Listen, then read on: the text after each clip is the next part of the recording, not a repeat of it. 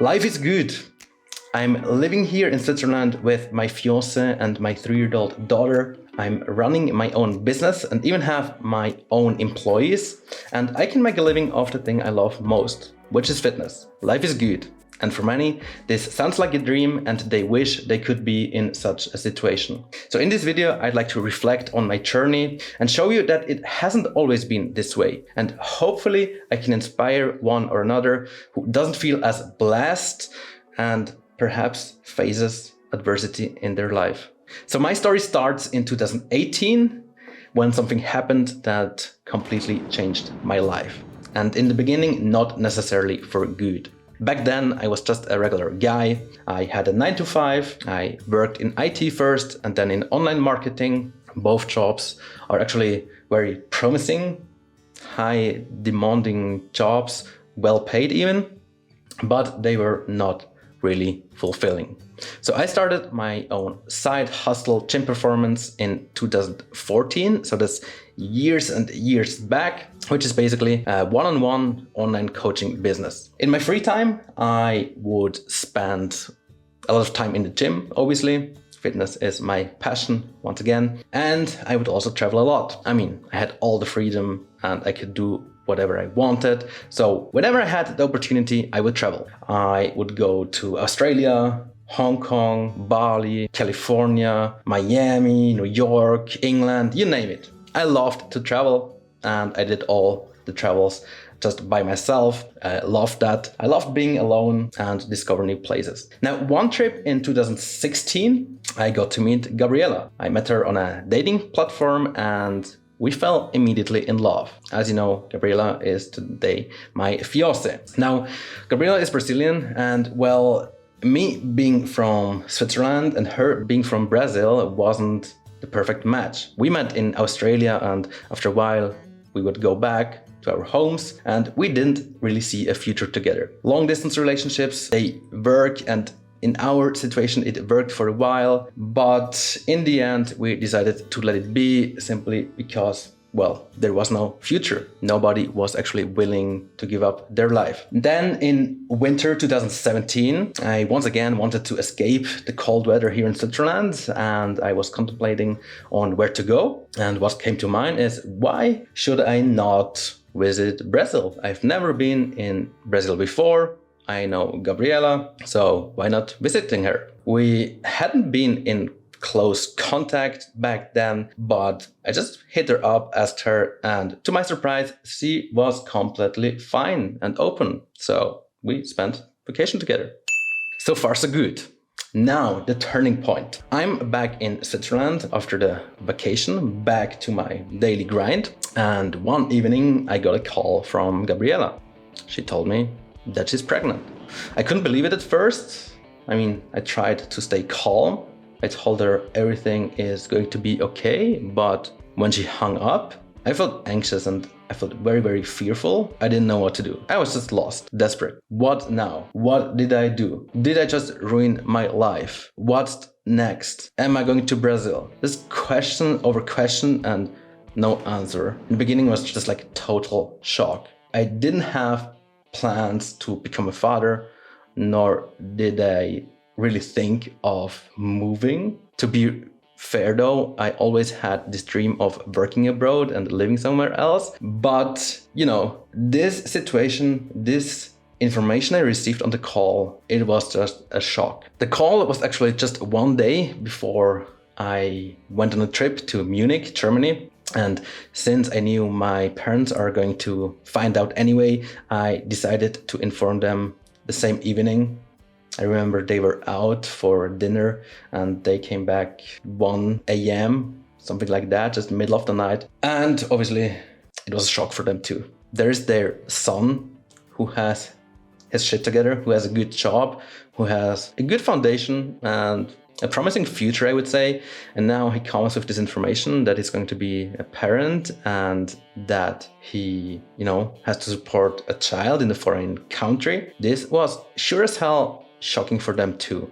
So many questions for them too. What are you going to do? What did you do even? What's next? So many questions, no answers. For me, It felt like, I drive this car on the highway, I get hit by a truck, and this truck not only kicks me out of the street, but literally in the middle of a desert, and now you have to find your way back. Okay, that's a little bit of a weird analogy, but anyway, I was lost. I was completely lost. And the next few weeks, I would just spend time contemplating about all the possibilities, about the scenarios. Am I going to Brazil? Are they coming here? What will I do there? What will Gabriela do here in Switzerland? For me, it is clear that I want to be close to my baby girl. I wasn't sure how my future will look like and how we're going to do that, but I sure as hell knew that I want to be close to my baby girl. Eventually, I decided to go to Brazil, and the journey started. So it was me in a plane to Brazil. I flew there, left everything behind, didn't know whether nor when I would go back to Switzerland. And in Brazil, I faced many difficulties. First and foremost, I wouldn't speak the language. I had no idea about the Brazilian culture. It was totally strange to me. I had the challenges as a new dad, no sleep. Now I'm responsible for the baby, basically for the entire family. I had issues with Gabriela because it was the first time we actually lived together on a day-to-day basis. I had no friends around. My family was back in Switzerland, and it was tough. It was absolutely tough. I'm still with my side business. I'm still trying to work out, get everything together. What's more is that Gabriela faced some post-partum depressions, and it was just a very tough time. It's me in Brazil, basically starting from scratch, basically starting a new life. You can say that, emigrating to a warm country, that sounds really good. And yes, I agree, but under these circumstances, it's a challenge. It's a really tough challenge. And I can tell you, I faced a lot of adversity. It was a really difficult and dark time for me. But then, fast forward 2.5 years. 2.5 years later, I'm coming back to Switzerland as a father, as a business owner, and as a leader who serves over 80 clients. Basically, I got hit by those bad news. Then I left everything behind, found myself in a very challenging situation. But then I tackled the challenge, overcome it, turned the situation into an opportunity. And here I am, better off than ever before. This raises the question, how did I do that? Why would I embark on such a journey when it would be actually so easy to just say, okay, I'm going to pay a fee, I'm going to support the baby and Gabriela financially, but I will stay here in Switzerland. Why would I go there knowing that I don't know anybody, knowing that I don't know the language, knowing that I'm gonna be a mess and that I'm going to be lost? And this is a question I thought about the other day, pretty randomly, and I came up with a couple of factors that I think that played a huge role. One thing I know for sure is that I was already huge on self-development. I had read many books at this point. I would listen many podcasts on a daily basis of high achievers, of psychologists, Gary Vee books, Gary Vee podcasts, interviews, and all that. One particular book that literally changed my life was How to Unleash the Warrior Within. So this is a book of Navy SEAL, I believe. And in this book, he teaches you how to do positive self-talk. He explains how important it is to talk positively, and it has a huge effect on your mood, on your actions you're going to take. In this book, he also explained an exercise that he wanted to do the readers. And this exercise was actually nothing more than reading out, I think it was 5 sentences every single morning, reading out to oneself in the mirror. And this is what I did for 30 days straight. It was actually back in 2016, so a long time ago when I read the book. But I remember doing this every single morning in front of the mirror. I would take out the book, read those 5 sentences in the beginning, and then like after a week or so, I already remembered all those sentences, obviously. I would just read them out loud and clearly with confidence. And those sentences, those stuck with me ever since. One particular one that came to mind in this situation was, I am responsible for my life and my actions. You know, in this situation, when I was there, knowing that I'm going to be a parent, obviously I probably asked myself, why is it me? Why not anyone else? Like, always me, right? On the other hand, it was me, right? It was like I did something. The baby doesn't just fall from the sky. Like I did something, and now it's time to take action. It's time to take full responsibility for my actions and just stand behind what I did, look for a solution, and just take ownership of what happened. That is actually another book, Extreme Ownership, that I absolutely love. So it was clear from the very beginning that I'm going to be there for my family. I'm going to be there to support the baby and be there for her and show her the world and raise her. It was never really a question. It never came to my mind that I just stay here and Gabriela and Lara, they stay there. So as you can see, reading books, that helped me a lot. It's still part of my daily routine. Nowadays, I listen more to audiobooks, but I highly, highly recommend reading books. As you can see, this book helped me out tremendously in this situation. Secondly, we have fitness.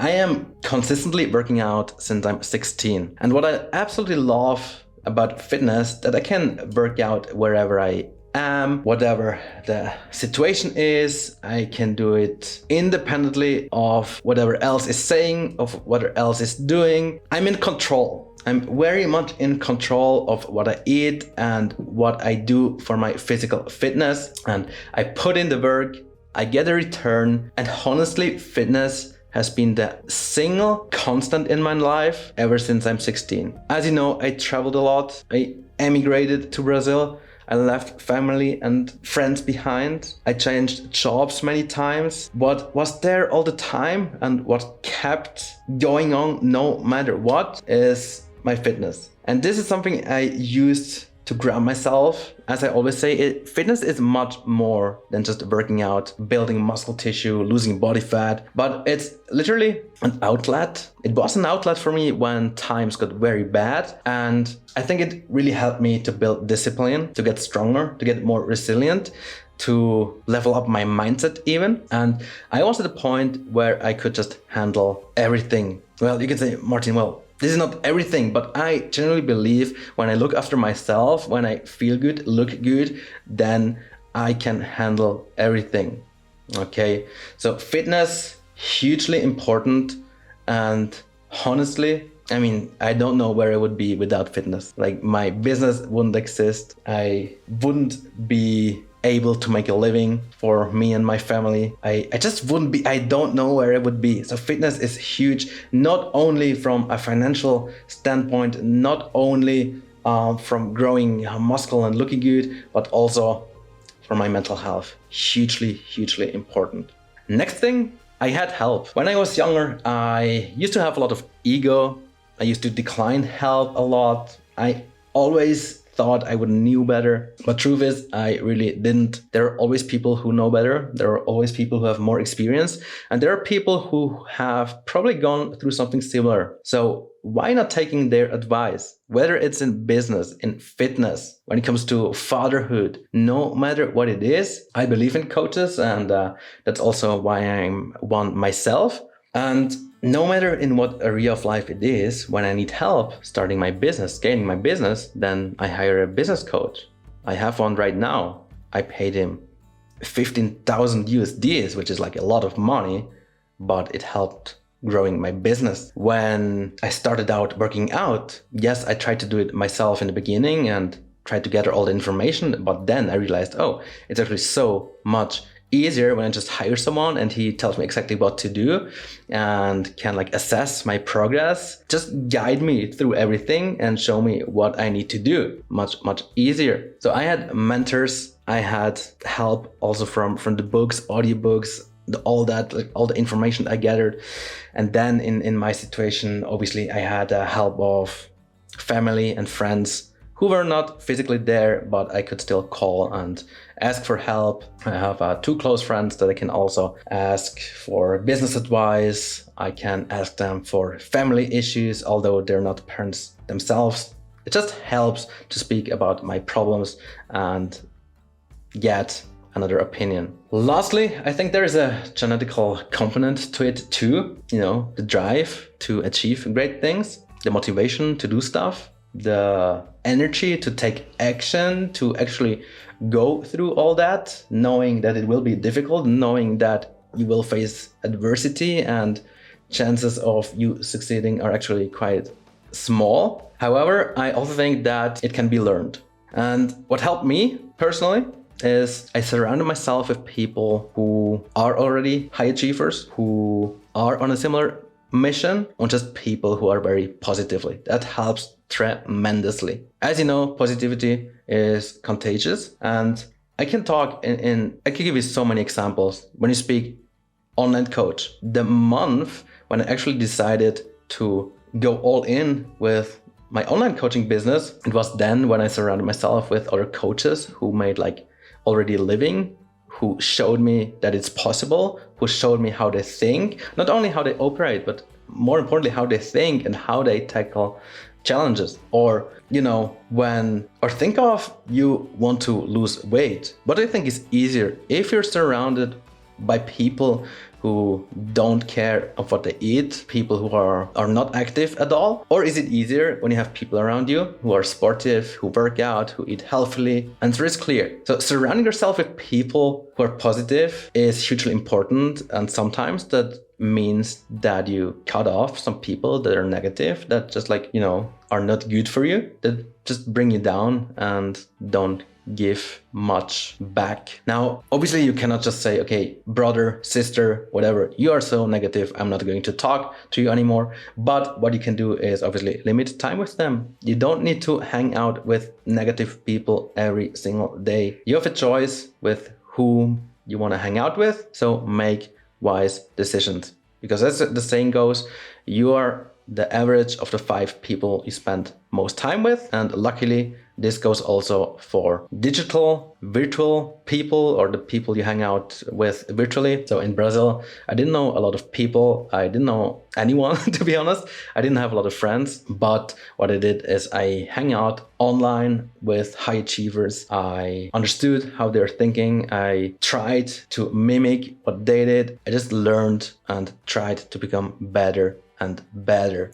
So as you can see here, there is no clear answer to the question, why did I end up in a better position than I was before? I mean, I've always been a guy who loves the challenge. And I think as long as I can see adversity as a challenge, and not only as problems, not only as something bad, then I will be able to overcome whatever life throws at me. Now, if you found this useful, then please drop me a comment. If you have gone through something similar, feel free to write it down. I will read through and hopefully see some cool comments, some cool stories. With that being said, thanks for watching, and until next time.